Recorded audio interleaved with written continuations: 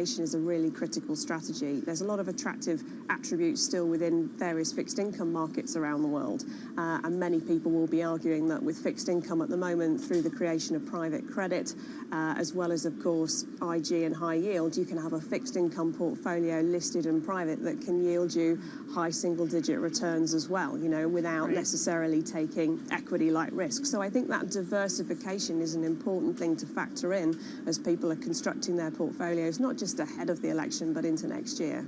Lucy, this was so excellent. Please come join us again. That is Lucy Baldwin of Citi. Okay, let's get you some other top stories that are trending on the terminal this morning.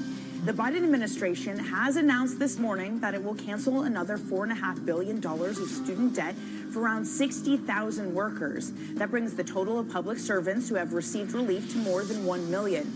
More than $73 billion in loans have been forgiven through the 2007 initiative under President Biden. Top management from Couche-Tard went to Tokyo to meet with representatives from Seven & I, but the Japanese retailer gave them the cold shoulder. Still, the Canadian company wants to buy the entirety of Seven & I. Couche-Tard's chairman said that he was confident that they could clear any antitrust concerns if a deal could be reached. Their latest offer was for $48 billion last month. And layoffs at Meta. The tech giant has been eliminating certain roles as it reorganizes teams, including moving them to different jobs or locations. That, according to a statement from the company. Departments affected include WhatsApp, Instagram, and Reality Labs. That came from reporting from The Verve. Coming up, chip stocks up this morning after a rosy forecast from TSMC. We're going to have more on that next. And later in the hour, inflation, final inflation for the euro area comes in below what the prelim was, 1.7%. Is that putting the ECB on track for its third cut? We're going to discuss the path forward with Ludovic Sabran of Allianz. This is Bloomberg.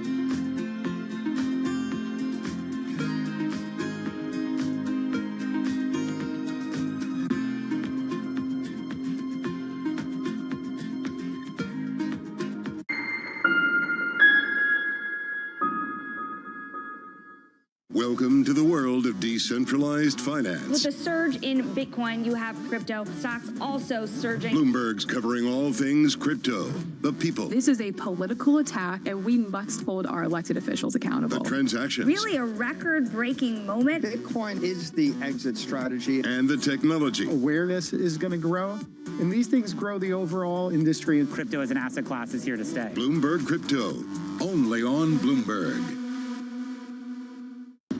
As we spend some time here on the broader presidential race. Let's focus in on European politics. Makes you wonder how politics might play out. Get your fixed income fix. Watch Bloomberg Real Yield every Friday right here on Bloomberg. Context changes everything.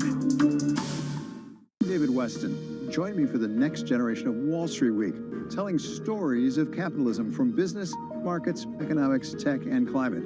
Each week, we'll go on the road for a look at what lies behind the headlines of today and what will likely be the headlines tomorrow. Above all else, it's a mission. It's done nothing but grow immensely. To me, that's an extraordinary sign. We can be the change that we want to see. Watch the all-new Wall Street Week. More than what you need to know, it's what you need to think about.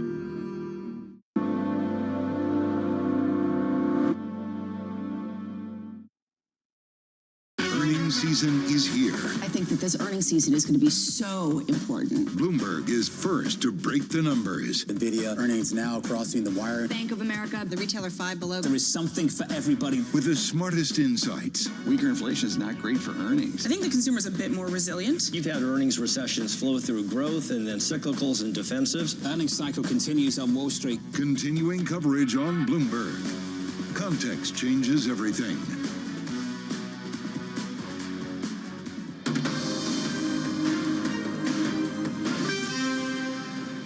It's your Bloomberg Brief, Danny Berger here in New York.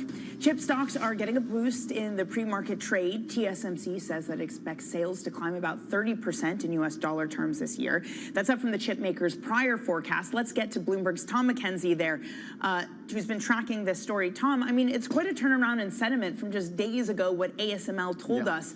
What are we hearing from TSMC? Yeah, and to your point, Danny, there was so much anticipation ahead of these TSMC earnings precisely because of the concerns articulated by the equipment maker ASML. So will they confirm that concern around AI, or will they suggest that actually things are stronger than expected? And TSMC came out with a very strong beat in terms of the earnings of the most recent quarter. Earnings were up 54%, the margin above 57%. They raised that guidance, as you say, in terms of expectations around sales for this year. And they also said CapEx next year is likely to be a little higher than the $30 billion of CapEx expected by the end of 2024. And the CEO of TSMC, the foundry maker, of course, that churns out the chips for the likes of NVIDIA and Apple, said this on the AI demand. The demand, I'm quoting, the demand is real. I believe it is just the beginning. In the context of the tens of billions being spent by the hyperscalers, that is quite the positive sentiment in terms of that AI demand coming through from the CEO of TSMC. Tom, we're going to have to do an around the world of tech stories because there's a lot to look at today. This one caught my eye. Bloomberg reporting Apple secretly worked with China's BYD on long-range EV battery, a thing we know Apple eventually gave up with cars. But what does this tell us, not just about the relationship between the two, but U.S.-China relationships, Tom? It's fascinating, isn't it? Because in terms of the combustion engine car market, China never really managed to compete properly with its US and European counterparts. When it comes to electric vehicles, a reminder from this reporting that the relationship has reversed.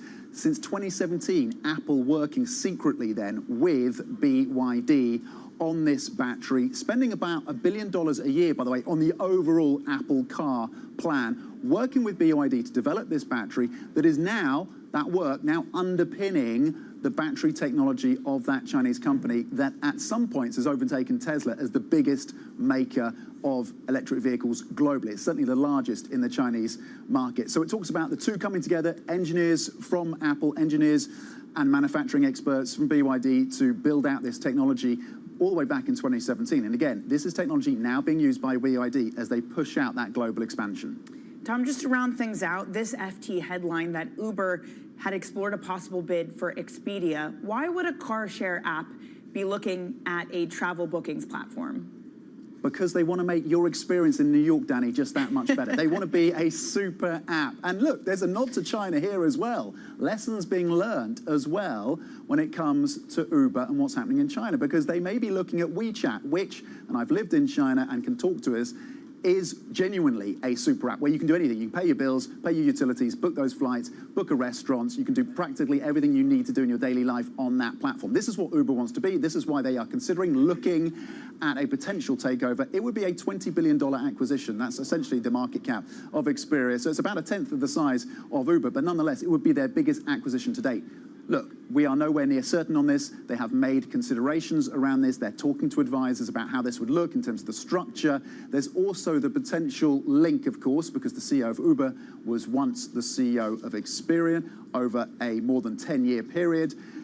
He currently still sits on the board of Expedia, so it would be a friendly takeover, again, according to reporting from the Financial Times. So watch this space. Nothing certain yet, but it does talk to the ambitions of Uber, who've already, of course, added things like flights and train tickets to that app. Tom, you're one of the best. We appreciate your time this morning. Bloomberg, Daybreak Europe anchor Tom McKenzie. Okay, a different earnings story for Nestle this morning. The food maker cut its full-year guidance as it struggles to rebuild market share. The CEO saying, quote, consumer demand has weakened in recent months, and we expect the demand environment to remain soft. The Swiss firm had abruptly replaced its CEO in September. Shares are higher despite the outlook downgrade. For more, let's get to consumer goods reporter Dasha Afanasieva. Dasha, a big cut to the top line. Is it just a new CEO being cautious or something else? I think it's more than that in this occasion because we're so late in the year. This isn't really about, cutting expectations so low and then over-delivering to those low expectations. They finally know, after getting it wrong for several quarters, they finally probably know what's going to happen for the rest of the year. And what's happened, particularly North America, has been super weak. You had Latin America, where retailers are no longer willing to hold such high inventories because of the higher costs of doing so. So you had weakness across the board, and simultaneously you have operational issues that I suppose led to the ouster of the CEO. Sort of a run of mistakes and things like the health science business, where there were IT issues. You know, they didn't see certain things coming, like the massive loss of market share for Coffee Mate, Nestle's coffee creamer. So it's juggling all of these kind of external issues and operational issues, and it definitely sounds from the update today like turning this huge ship around is going to take another few quarters at least. It's this question we keep having with these consumer companies. How much of it is just a broad-based weak consumer versus idiosyncratic issues? But Dasha, with all of that said, shares are up today, so there must have been something in there that investors liked from their report. I got to say that threw me too. I think it's on the call, the only explanation I have, or the explanation I'm going with, is that on the call with analysts, the biggest question was, well, what are you doing to your midterm guidance? The medium-term guidance for 25 and onwards was previously mid-single-digit growth and underlying operating margin of at least 17.5%. And Nestle wouldn't update the market today on what it's doing with those. And I suppose from the call, you did get a sense that on its investor day on November 19th, it wasn't just going to scrap the whole thing, that between now and then, it's doing a review of all of its assets. You know, some asset disposals are on the cards. And my reading would be that the management is trying to find a way to shoehorn the company towards being able to offer that midterm guidance, whilst also saying, you know, the portfolio is strong and we're in categories that are growing quickly, like particularly pet food, nutrition, and coffee. So I think that's the absence of worse news is what's driven the stock up slightly. Fair enough, shows where the bar is. Dasha, we appreciate it, as always, Dasha Afanasieva. Okay, coming up, we're going to take a look at what else is making headlines around the world, including both U.S. presidential candidates' conversations with Fox News last night. We'll bring you that up next.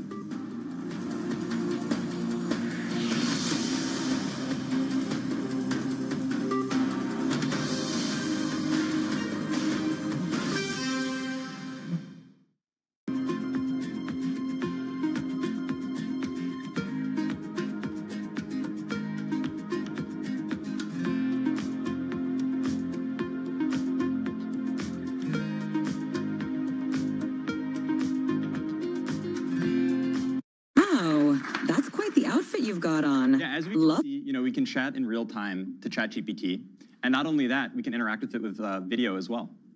And I swear, like, if you look at Barrett's GPT history, it's all equations like this. Now that you know you can do linear equations, can you show us something more complex? I think so. Okay, next let's try something coding related. So let me take out a computer for this. Okay, so I'm going to open the ChatGPT desktop app, like Mira was talking about before. Okay, and to give a bit of background on what's going on, so here we have a computer, and on the screen we have some code, and then the ChatGPT voice app is on the right. So ChatGPT will be able to hear me, but it can't see anything on the screen. So I'm going to highlight the code, Command-C it, and then that will send it to ChatGPT, and then I'm going to talk about the code to ChatGPT. Hey, ChatGPT. Hey there, how's it going? Yeah, it's going really well. I was wondering if you could help me with a coding problem today. Of course, I'd love to help you out. What's the coding problem you're dealing with? Okay, I'm going to share with you some code. 1 second. Sure thing, take your time. Okay, so I just shared some code with you. Could you give me a really brief one-sentence description of what's going on in the code? This code fetches daily weather data for a specific location and time period, smooths the temperature data using a rolling average, annotates a significant weather event on the resulting plot, and then displays the plot with the average, minimum, and maximum temperatures over the year. Awesome, thanks so much. And in the code, there's this function foo. Can you describe to me what the plot would look like if I had versus didn't have this function? Sure. The function foo xy takes in a data frame x containing temperature data and a window size y for calculating the rolling mean. It smooths the average temperature, minimum temperature, and maximum temperature columns by applying a rolling mean over the specified window. With the foo function, the plot would show smoother temperature lines because the rolling mean reduces the noise or fluctuations in the data. Awesome. This makes... Thanks so much. So yeah, I definitely will want to apply this function. And so I'm going to generate the plot and then show it to you. Give me 1 second. Absolutely. Take your time. I'm excited to see the plot when you're ready. Yeah. So far, ChatGPT has only been able to see the code, and now I'm going to run it, and then I'll use the vision capabilities of the ChatGPT desktop app so it can actually see everything going on the screen as well.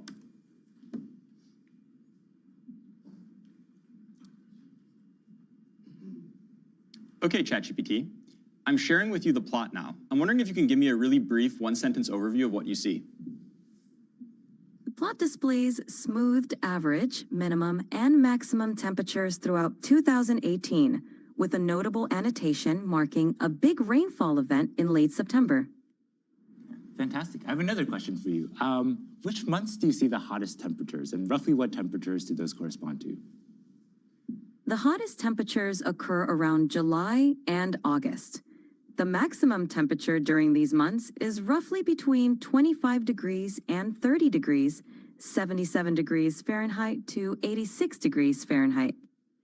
What's going on with the y-axis? Is this in Celsius or Fahrenheit? The y-axis is in Celsius. The temperatures are labeled accordingly, such as average temperature, minimum temperature, and maximum temperature. Yeah. So as we can see, not only can ChatGPT help me solve very easy linear algebra equations that I need help with, it can also interact with, code bases and see the outputs of plots and everything like this going on a computer. According to the FT. Okay, coming up, we're going to count down to the ECB.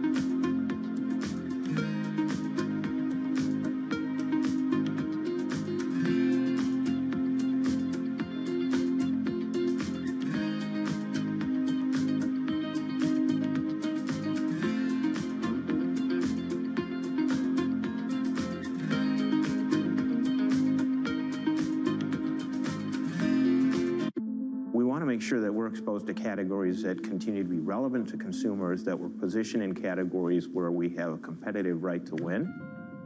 By strategically adding and shedding assets, General Mills has turned over about 20% of its net sales base in the last 6 years. It's dramatically expanded its pet food platform, starting with the purchase of Blue Buffalo pet products in 2018. That expansion dovetailed with a boom in demand. Pet in the U.S., pet feeding and treating, is a $50 billion category. It's almost 5 times the size of a category like cereal. Is this the future of the company? I mean, we so much associate General Mills with breakfast and cereals, human breakfast and human cereals. Are we now going to be thinking about General Mills much more as a pet food company?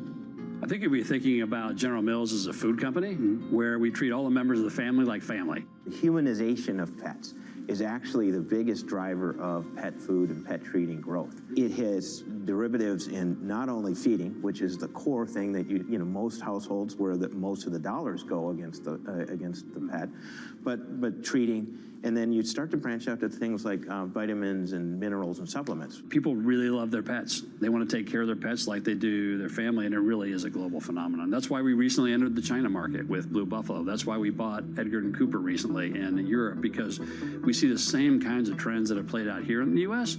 playing out all over the world. Middle East and Africa. Vibrant resources and high-yield investment opportunities abound. Join me on Horizons Middle East and Africa for the stories, newsmakers, and insight from this exciting region. Now weekdays, only on Bloomberg.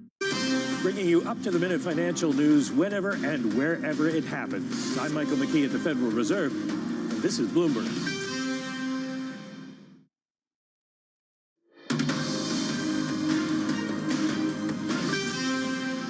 From our global headquarters in New York, welcome to Bloomberg Brief. I'm Danny Berger. Let's set your agenda. Chips turn around. Just days after the ASML wipeout, TSMC eases investor concerns with a boost to its forecast.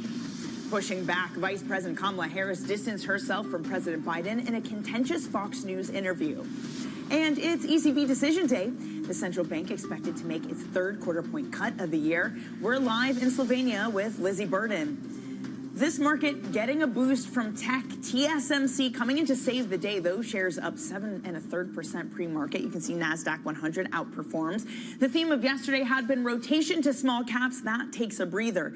Your bond market pretty calm this morning. The next event on the horizon is the ECB decision. Yields higher for most across the board.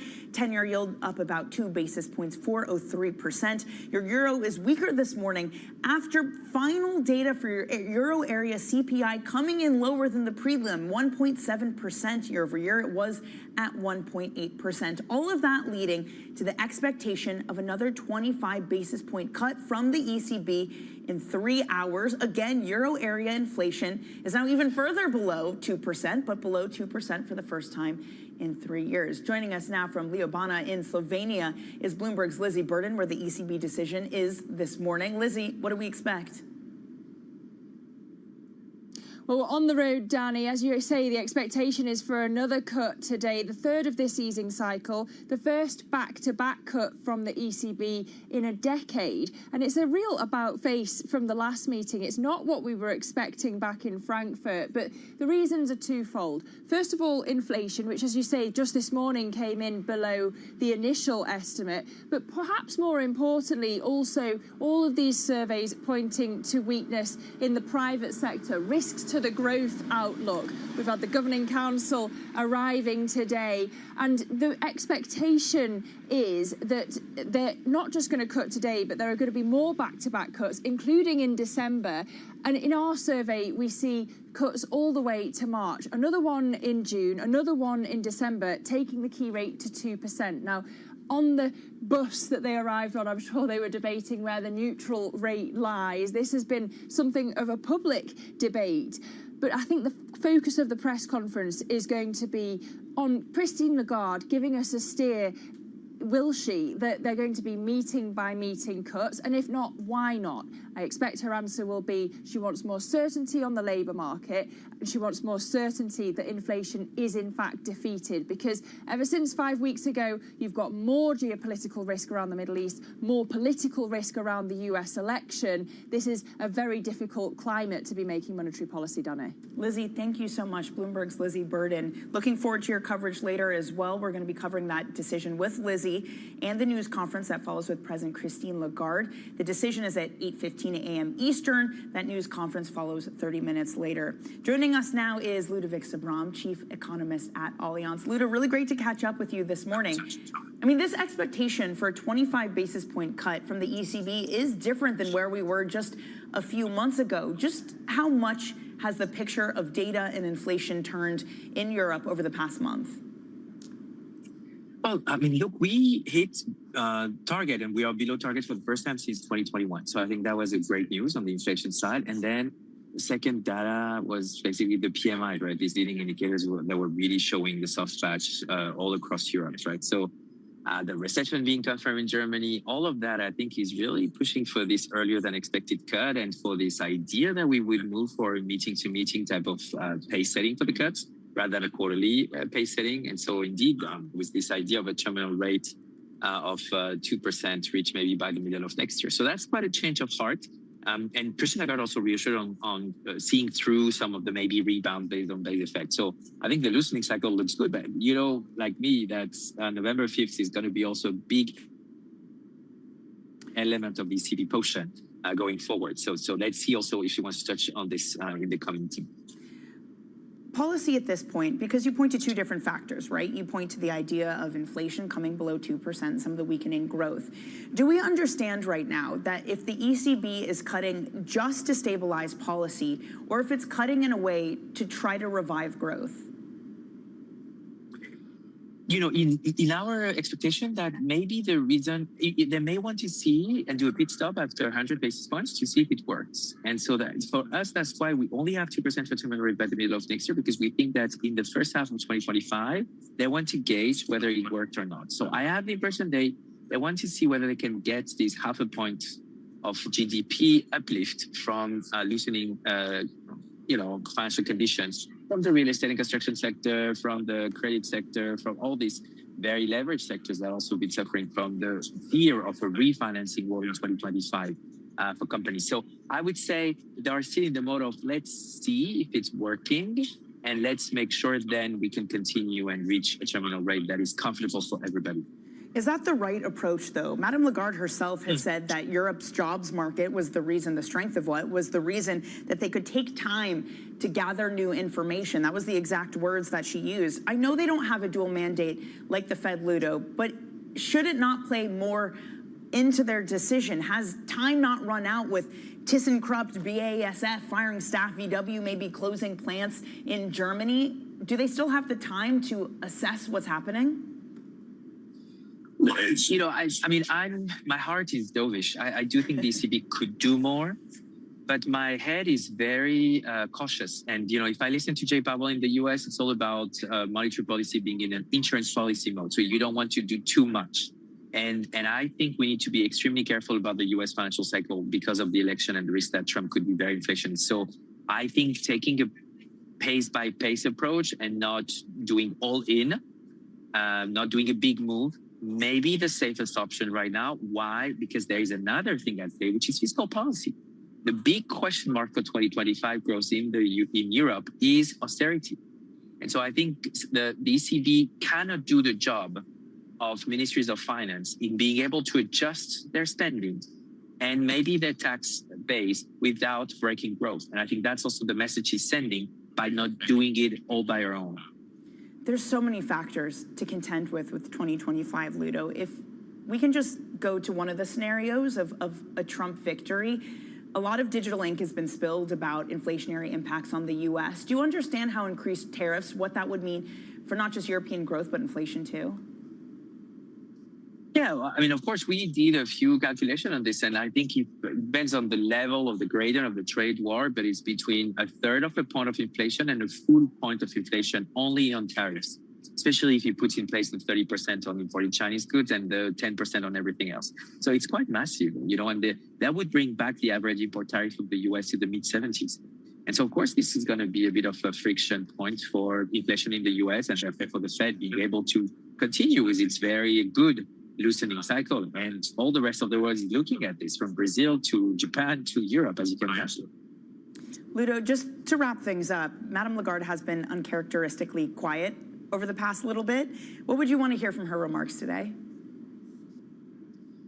I'm obsessed with QT. I think something that people don't look at so much is this offloading because of not reinvesting of approximately 3 points of GDP per year from the ECB. And as you can imagine, because of my own country, France, suffering from a risk premium of 20 basis points because of the instability after the election, I'm getting concerned about supply and demand of sovereign bonds in Europe, and especially for those that are not totally safe haven like the Bund, but are not yet Italy, triple B type. So the Spanish and the Portuguese and maybe the French. I want to understand a bit the tempo there, because that has huge consequences on how much the private sector wants to absorb that and the conditions under which we're going to do our consolidation, which, you know, in France is massive. We're talking almost 3 points of GDP over the next 3 years.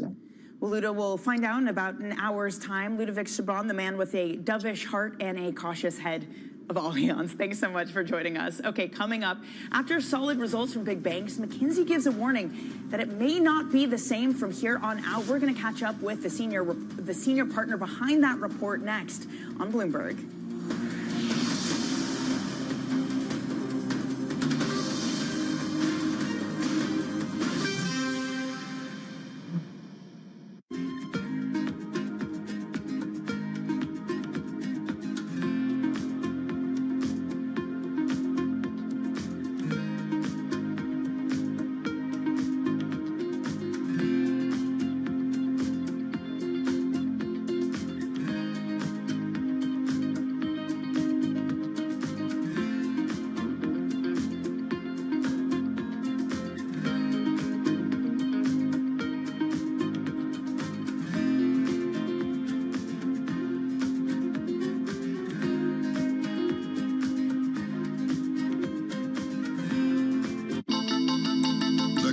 Countdown is on. Everything you need to get the edge at the end of the market day. Big tech earnings kick off later this afternoon. Gilead is coming out right now. We have take two numbers. Back to the markets, right? Our bread and butter. NVIDIA is one of the best stories in the tech space. That actually matters a whole lot more. It might shock some of your viewers. You're watching The Close.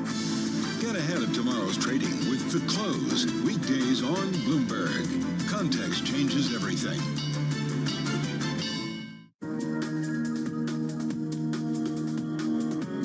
Our principles, our policies in support of the Palestinian people will never change. Our policy in having a two-state solution will never change, and nothing will compromise it. And as long as we are, having the capability to be helpful, we will do it. We did that between Afghanistan, between Taliban and the US. We did that between different parties in Lebanon and Sudan and others. And that's basically the core of our foreign policy. It's been built based on mediation, on trying to help in resolving conflicts between the party. There are countries or people might not like it, but we don't ask everyone to like it, just to understand it.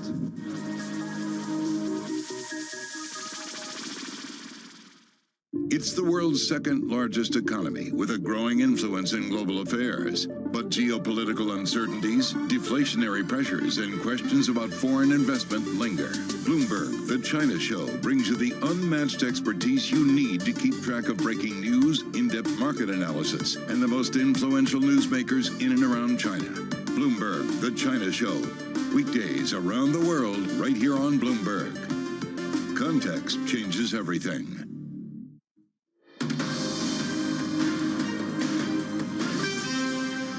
You're watching Bloomberg Brief with Danny Berger in New York. So the big bank earnings have come to a close, but McKinsey is warning that the best could be over, writing the past 2 years have been the best for the banking sector since the global financial crisis of 2007 to 2009, with healthy profitability, capital, and liquidity.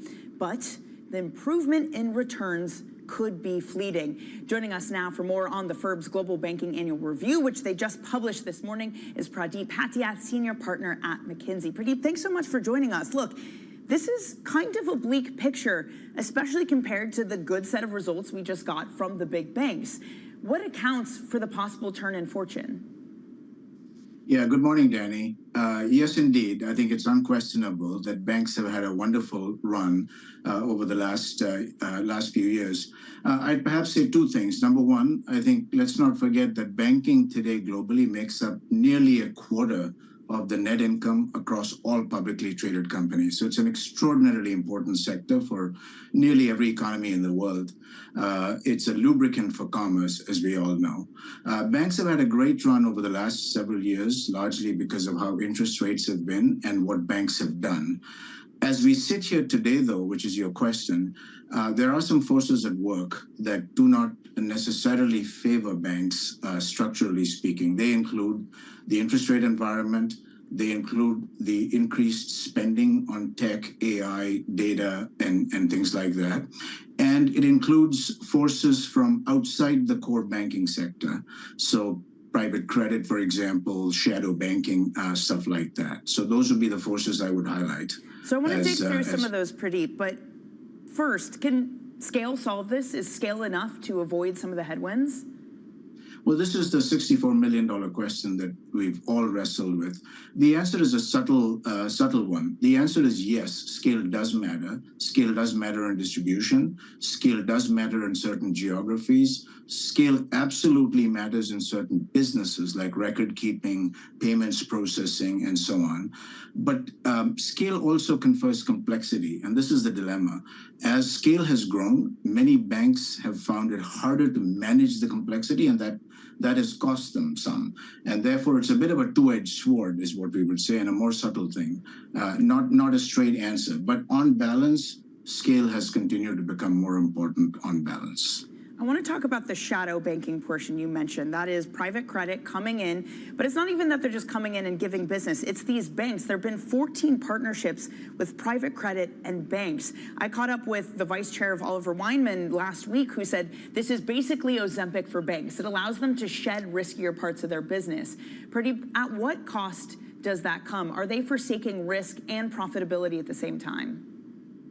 No, Danny, it's actually, I think this is perhaps capitalism at work and finding more efficient ways to actually distribute credit to consumers and commercial clients. If you look at the size of private credit, it's about $2 trillion at the end of 2023, which is 10 times bigger than it was in 2009. So it's undeniable that private credit as a source of financing has grown. And then so the question is, why is that happening? And that's a combination of several things. It's been because as banks have shied away from certain parts of the credit spectrum, others have stepped in. Asset managers and alternatives fund managers have stepped in to finance that stuff. And banks are starting to play in this. There are at least 3 models that we see. Banks are getting into originate to distribute. So actually, banks are great sources of originating assets, whether they're consumer, commercial, industrial, CRE, all that stuff. And there are certain parts of that credit that banks do not want to keep on their balance sheet. So it's a great thing to actually offload and shed, which you might argue is actually a more efficient thing for the economy as a whole. So it's a positive thing we would see. Banks also are providing, are getting fee-based income by providing some of these services to the fund managers as well. So I think net, this is a good thing, and the market showing that the growth of 10x over the last 15 years supports that thesis. We don't see this stopping. We think it's a win-win for banks as well as for the other participants. In fact, I would even say that the total market, the addressable market, we think is about 34 trillion for private credit. It's at 2 trillion today. So, Pradeep, one of the other concerns you mentioned, one of the other headwinds is net interest income dropping as it faces pressure from lower rates. You see it dropping about 16% by 2030 from where it is in 2023. A lot of banks have tried to solve the profitability question by reorganizations and cutting. Citi is a great example of this, trying to make a lot of cost cuts. Why is that not enough? Well, it's not enough. Well, I wouldn't say it's not enough. I think different banks there's a cost of complexity, as I pointed out earlier, that comes with quote unquote mega scale. And I think some banks have had to reconcile the costs of that scale, which is what you've seen in terms of cost cutting. But what is the more important and more interesting story is the following, that if you look at where banks have made money and what banks' purpose is, there's a half of it which is around the traditional deposit taking and lending. But the actually interesting half that has actually fueled a lot of the profitability for banks have come from wealth and asset management, have come from sales and trading, investment banking, have come from payments. And those businesses continue to be very attractive. So it's a portfolio mix shift that will actually make the bigger difference than pure cost cutting alone. Pradeep, this was really excellent. Thank you for joining us on this report. Please come join us again. Pradeep Patiath of McKinsey & Company. Okay, some breaking news to bring you. The EU is weighing using Elon Musk's empire revenue for a potential X fine. This comes under the Digital Services Act. The EU has been investigating X for some time, but the EU now warning, according to Bloomberg sources, that it might also be including revenue from his other businesses. So that includes SpaceX and Neuralink, which essentially really boosts the potential fine that they could be given to X. Okay, speaking of Musk, let's turn to politics. It's now 19 days until the U.S. presidential election. Both Donald Trump and Kamala Harris appeared on Fox yesterday to try to court demographics that they've been struggling to attract. For Trump, that was women. For Harris, it was Republicans, independent voters, and any voter that's unhappy with President Biden. Here's what she had to say in a fiery interview on the network. Let me be very clear. My presidency will not be a continuation of Joe Biden's presidency. And like every new president that comes into office, I will bring my life experiences, my professional experiences, and fresh and new ideas.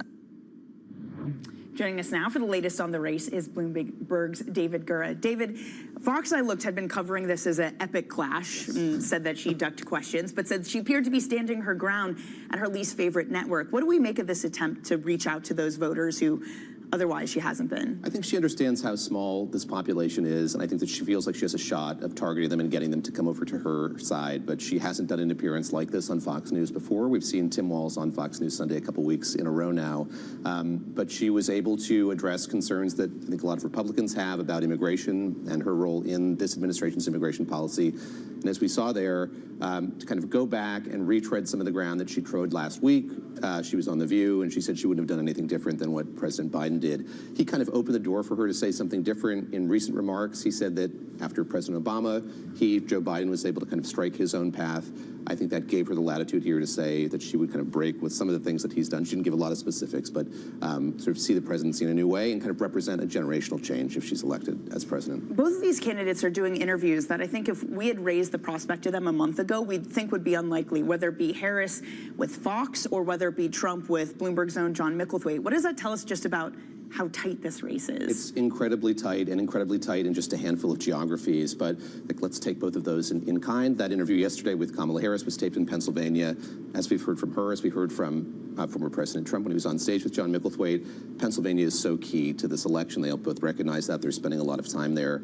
I'll point out that former President Trump was at Univision in Miami yesterday doing a town hall kind of centering on the issue of immigration, some other issues as well, but he trying to make what inroads he can with the Latino population in the country as well. So I think that they recognize the fact that it's going to be incredibly tight and that none of these voting blocks is one they can take for granted. They're trying to get whatever votes they're able to get on their side. Right, and what, just in general, not just the Univision, but the split screen of Trump's town hall for Fox as well, calling himself, I think, at one point the father of IVF, trying to court women voters, but was that mostly his message of trying to get women? I mean, what exactly do we make of that town hall?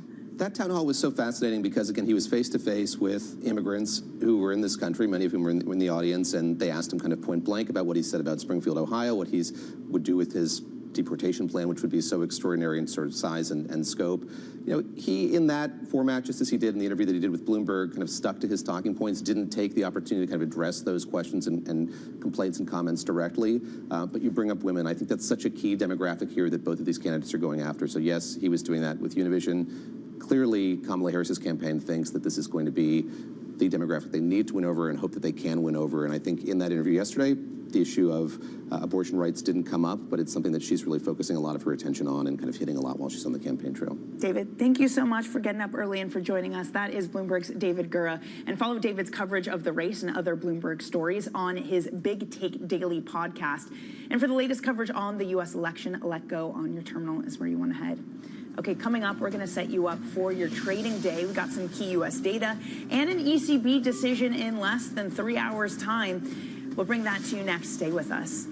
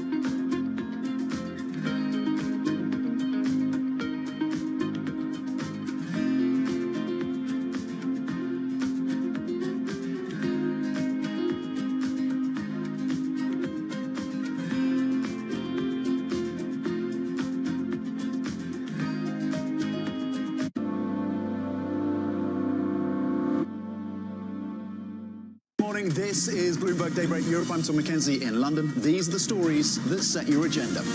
Taking you from the U.S. market's close to the overnight session in Asia. We'll walk you through what you need to know to kickstart the European trading day. Live from our European headquarters, we bring you the day's top market-moving stories, unmatched expert analysis, and on-the-ground reporting from across the continent. Tune in every weekday at 6 a.m. London time, only on Bloomberg Television. U.S. jobs numbers are released. Bloomberg has the report under surveillance with crucial data and expert analysis at terminal speed. Nobody covers jobs day like Bloomberg.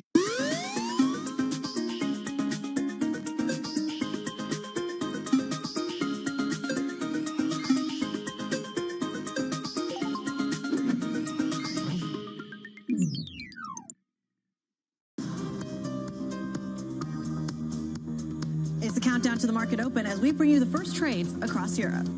We'll debate the most important stories and what will drive the big investment decisions throughout the morning. I'm Guy Johnson. I'm Kriti Gupta. And I'm Anna Edwards. Join us every weekday morning for the opening trade, live at 7 a.m. here in London. Only on Bloomberg. Context changes everything. Bloomberg loves earnings. I know it's like your Super Bowl, right? I can't wait. It's like opening presents in the morning. All right, it will be exciting. Nobody covers earnings like Bloomberg.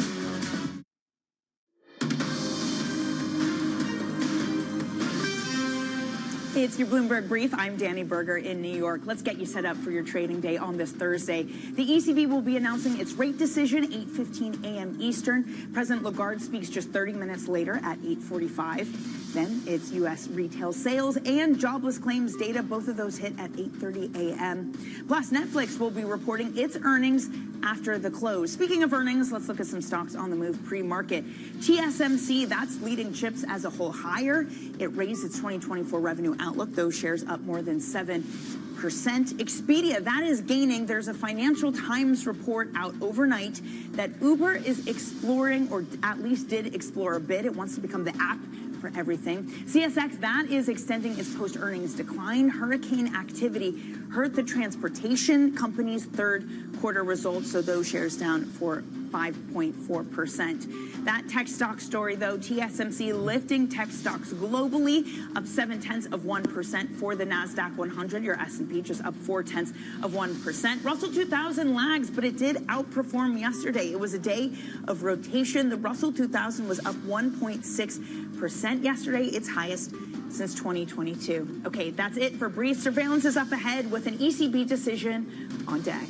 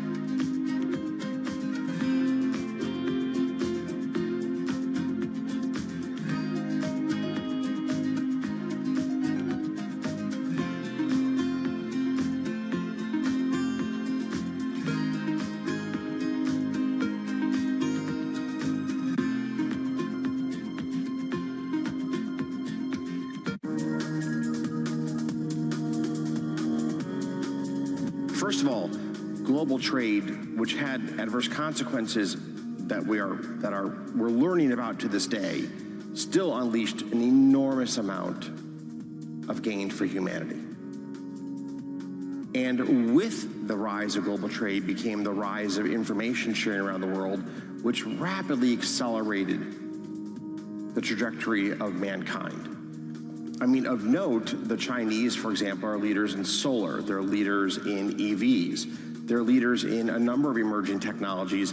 In a world which is more splintered, we'll see the gains that the Chinese have achieved in these important areas not shared by the Western countries. And conversely, the United States is a clear leader in AI, along with a number of the European countries. And those gains will not be shared with China and the countries in its sphere of influence. So it's a very clear-cut loss for all of humanity when we have the severing of ties between our countries. On a practical level, Is it getting harder to manage the risks you face? I think that one has to be aware that there are more tail risks that are harder to ultimately manage.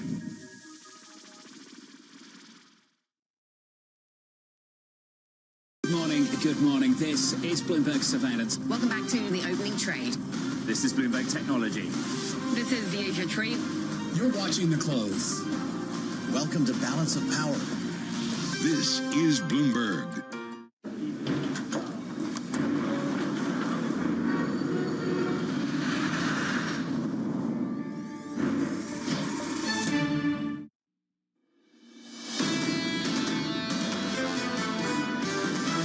The market is underestimating the strength of the U.S. consumer. I think the consumer is as strong as it's been. As long as the consumer is spending, we will continue having a strong economy. The evidence suggests it's an economy that's pretty resilient. It's really the U.S. that is driving the world economy right now. This is Bloomberg Surveillance with Jonathan Farrell, Lisa Abramowitz, and Anne-Marie Hordern.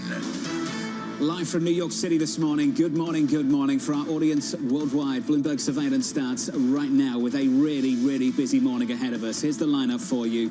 ECB rate decision, 8:15 Eastern Time. At 8:30, 2 data points. Retail sales, jobless claims. 15 minutes after that, 8:45 Eastern Time, Christine Lagarde speaks. That news conference for the ECB begins. And then later on this afternoon, earnings from Netflix. That's coming up a little bit later. Already this morning, tech is helping out this market. Look at the leadership.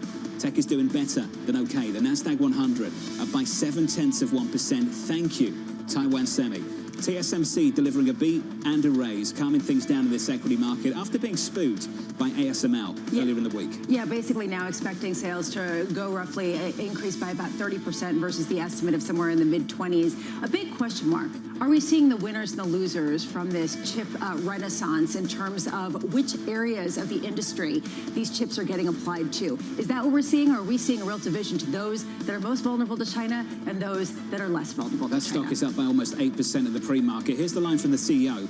Anne-Marie, the demand is real, and I believe it's just the beginning. And he was talking about the overall chip demand, saying everything's stabilized and starting to improve. If this is just the beginning, how much more can this company go? Really quelling those concerns about the agita of the future of AI, the hardware of AI. But long term, you have to think about where this company is going.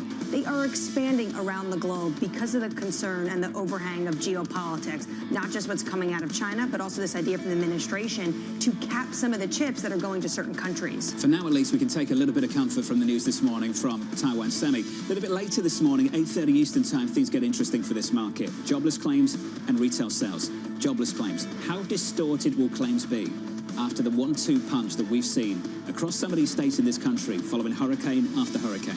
And will this market respond to a downside distortion or an upside distortion, actually, a wrong kind of an upside surprise, more so than they will potentially retail sales that come in strong? In other words, is this market still biased to potential weakness in the labor market that could push the Federal Reserve to cut rates more significantly? CPI came in a little bit hotter. Jobs came in great. Retail sales likely will come in good. And then BTIG had this to say: it doesn't hurt that interest rates fell in September. All of this helping out the U.S. consumer. And as this data drops, we'll be digesting and processing whatever the ECB decides to do. And this is what I'd have to say about the news conference with Christine Lagarde. To make this more interesting, they don't cut rates. If they don't cut rates today at the ECB, then this is must-watch TV at 8:45 Eastern Time. Basically, how will she justify it? Does she come out and give a sense that somehow she's still worried about inflation? Is this a vote of confidence that things are actually more robust? Let's be clear. Nobody expects them not to cut rates today. So that hypothetical is definitely a hypothetical. I think that actually Jordan Rochester over at Mizuho had a really interesting idea, which is essentially these news conferences give you nothing, because basically they have not given any forward guidance whatsoever. They have been unhelpful, and any proclamations they've made have had to be reversed shortly thereafter. They just reiterate what we hear from the Fed: data dependency. It's useful for the Fed. The ECB also likes it. Kit Jukes just dropping a note, all priced in but nowhere to go. What does this mean for the future of the European Central Bank and this potential rate cutting cycle? What did we get today? Euro area inflation revised down. So to your point, if they didn't cut, that would actually be a little bit insane given where inflation is, and this is a single mandated ECB. But then if they actually were a dual mandated ECB, they definitely should be cutting. Look at the job cuts across Europe and potentially in the manufacturing base of Germany, the idea of plants closing. This is a European economy that's in trouble. It would be a total shocker. And to Bramo's point, in our survey, every single economist that we've surveyed here at Bloomberg for the ECB rate decision a little bit later this morning, every single one of them expects a rate cut a little bit later.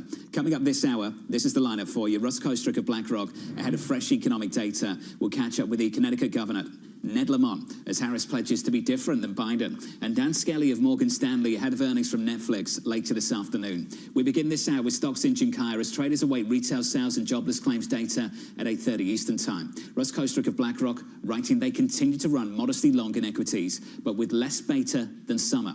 Recently, we have been adding to consumer names on the thesis that the economy will be fine and will continue to grow at or above trend. Russ joins us now for more. Russ, welcome back to the show, sir. As always, do you expect the data at 8:30 to back up your thesis? Good morning, Jonathan. I think so.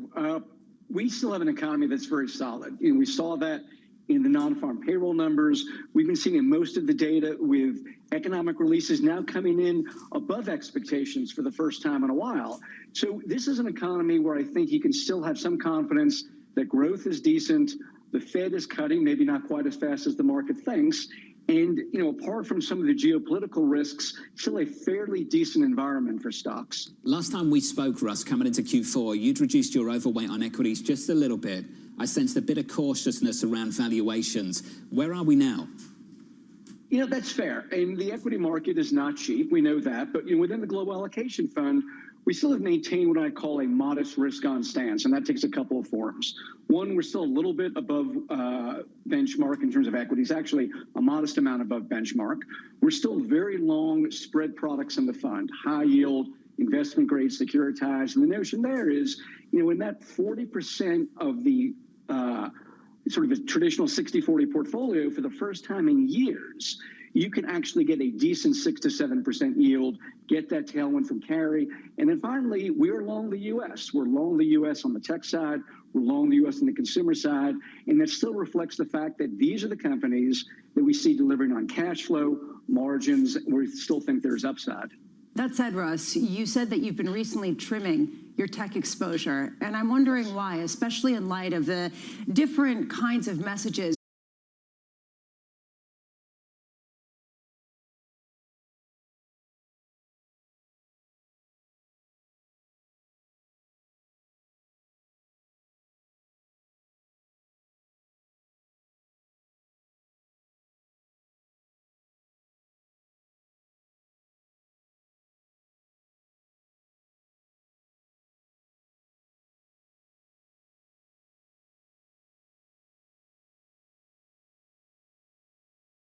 It's a scarce asset.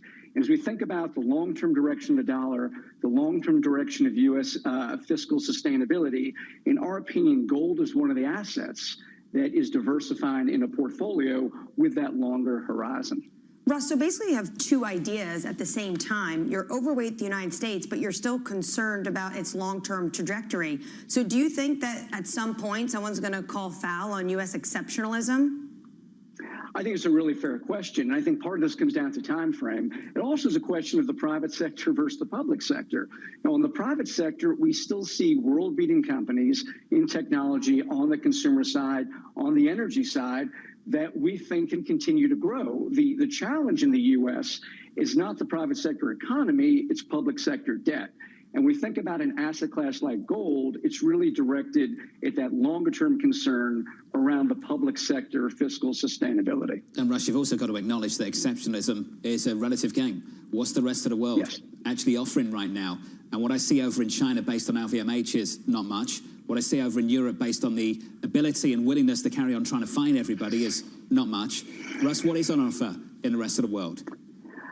I still think there are places you can look at from a bottom-up basis. We found opportunities in Japan on the technology side. You're right. Europe has been challenging. Growth has been slow. There are companies there.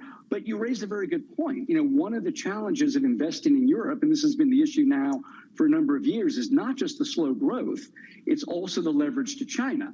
And whether you're talking about luxury good manufacturers or German industrials, you have to have a view on China if you're going to be long some of these names. And when you do see disappointment in Chinese retail sales or the overall amount of stimulus, these are the names that are hit first. Great to catch up, Russ. As always, one of the best. Russ Kostrick there of BlackRock. I make that very snarky point on the EU for a very specific reason. This story crossed just moments ago.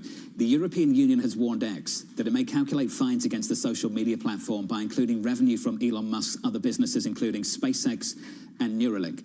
This is the problem with Europe, away from this story. The fact that we keep seeing headlines like that, the fact that we aren't taking a big step back on the continent and saying, where's our SpaceX and what are we going to do about it, is part of a much, much wider problem that's been plaguing this economy for a long, long time. What's the saying? The U.S. innovates, the European region regulates. And that's sort of the message that you keep getting. How much does this really hamper the creation of new technology and the fact that we're seeing ASML and other tech in Europe underperform at the same time that others outperform tells you quite a bit. And also when it comes to the European Union, it's not just what they're doing, Jonathan, in terms of X. They've done this with Apple, with Amazon, go after all of the U.S. companies. To your point, the United States, they're the ones that come up with the inventions, the U.S. go and regulate it, and the Chinese, I think, Replicates. Replicate, that's it. It's innovate, regulate, replicate. I'm pleased we got there eventually. Let's get you an update on stories elsewhere this morning with your Bloomberg Brief. It's early morning. Here's Danny Berger. Hey, Danny. Hey, John. President Joe Biden is heading to Germany for a visit with Chancellor Olaf Scholz. Trade, China, and the war in Ukraine are all on the agenda. It's Biden's first trip abroad since announcing that he would not seek re-election. Biden arrives this evening with a midday meeting with Scholz tomorrow. He will also be joined by UK Prime Minister Keir Starmer and French President Emmanuel Macron for the meeting of the transatlantic Quad to discuss Russia and the conflict in the Middle East. Billionaire investor Stan Druckenmiller says that markets are pricing in another Trump presidency, but he told Bloomberg exclusively that he will not be backing the Republican contender or his Democratic rival Kamala Harris. Druckenmiller called Trump a blowhard while saying a Harris presidency would be bad for business. Apple's chief people officer is leaving the company after less than 2 years on the job. Sources told Bloomberg that Apple employees were notified of Carol Surface's departure yesterday. The chief people officer title was created for Surface, who is tasked with overseeing human resources, inclusion, diversity, and recruiting for Apple's roughly 160,000 employees. Her tenure is considered short for a senior executive at the company, reporting to CEO Tim Cook. And that's your brief, John. Danny, thank you. How many people feel like Stan Druckenmiller? His views on the election, doesn't that resonate with a lot of people at the moment? Looks like he's not voting. And I think that resonates with a lot of people who they're not in either camp and they just can't bring themselves to vote for either candidate. Don't know which way to turn going into November. Yeah, what I thought was interesting about what he said is that the market seems convinced that Trump is going to win. And that's getting increasingly priced in. And that I think is really fascinating given that you have still a race that is very much tied. It's such an important observation. You do get that sense, don't you, that the market's started to lean in one direction at a time when the polls are pretty even. Things are pretty finely balanced still. What we've seen, though, consistently is that even if people think they understand what a trade is, they never really understand it until it actually happens, and then you actually get a sense of what that trade is. Right now, you have people saying different things on both sides in terms of what's going to happen, regardless of what happens. We shall see on November 5th, 6th, 7th, 8th, But he said 10th. But he said he liked the financials. Is that really a Trump trade, or just the fact that the bank stocks, the bank earnings had a blowout quarter? To Lisa's point, you can make a big call on what this all means for financial markets. We all remember overnight what happened back in November 2016. Things changed very quickly. Up next on this program, making a difference. Let me be very clear. My presidency will not be a continuation of Joe Biden's presidency. And like every new president that comes into office, I will bring my life experiences, my professional experiences, and fresh and new ideas. A fiery interview between Kamala Harris and Fox News. That conversation up next from New York. This is Bloomberg.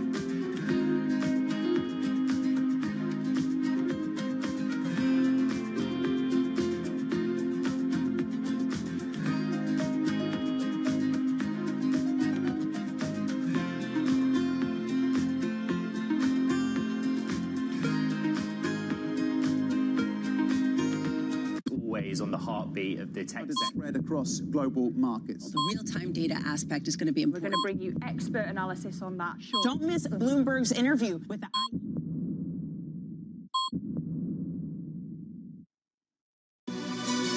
This is Bloomberg News Now. News when you want it at the touch of a button. Another volatile day on Wall Street. We're seeing big moves. All eyes on Capitol Hill as Democrats and Republicans prepare. Today's job numbers casting doubt on the Fed's next move. Inflation remains front and center. And that's news when you want it with Bloomberg News Now. Get it 24/7 on the Bloomberg Business app, Bloomberg.com, and anywhere you get your podcasts. Bloomberg News Now. Context changes everything. Bloomberg covers the world with unmatched reach and resources. From more than 120 countries, the moment news breaks, 24 hours a day. Bloomberg, context changes everything.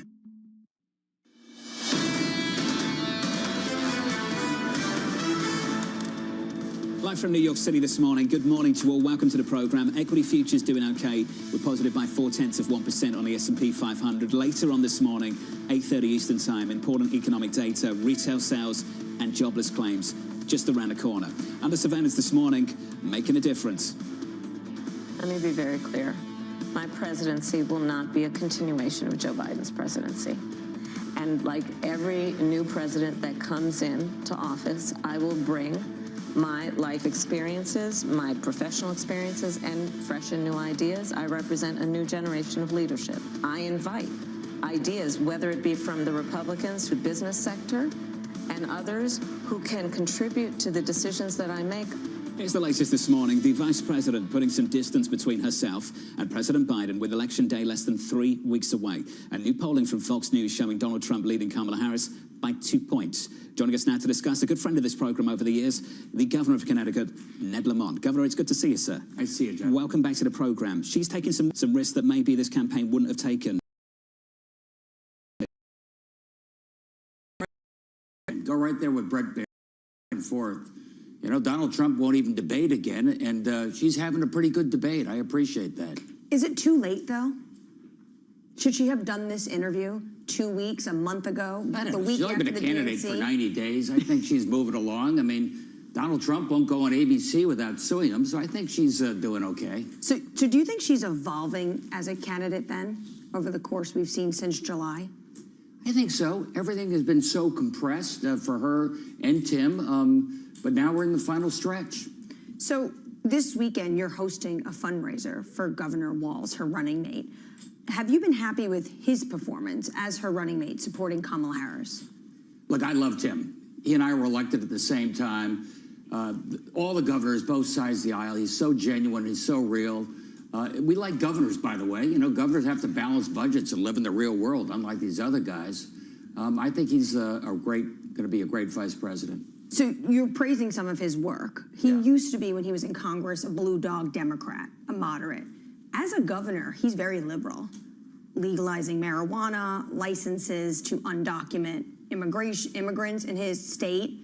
Do you think that, given his record as governor, he was the right choice for a general election when the Democratic Party needed to be seen as coming into the middle, especially after VP Harris's flip-flops from her primary? I don't know. Legalizing marijuana, does that make you liberal? I thought it was sort of libertarian. I think you see that happening. It's about freedom. I don't think that's particularly liberal.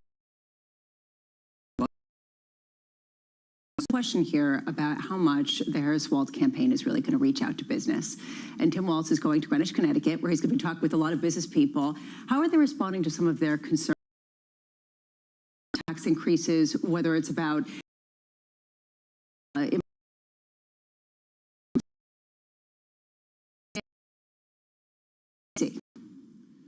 I like the fact they're reaching out to business.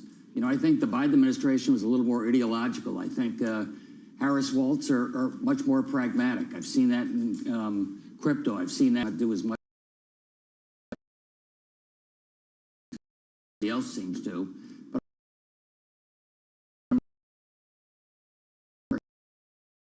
to do with antitrust? I don't. That's not the sort of an insight I have. My instinct is, if they talk about price increases, they worry a little bit about monopoly pricing and pricing power. So probably they'll be, strict when it comes to antitrust.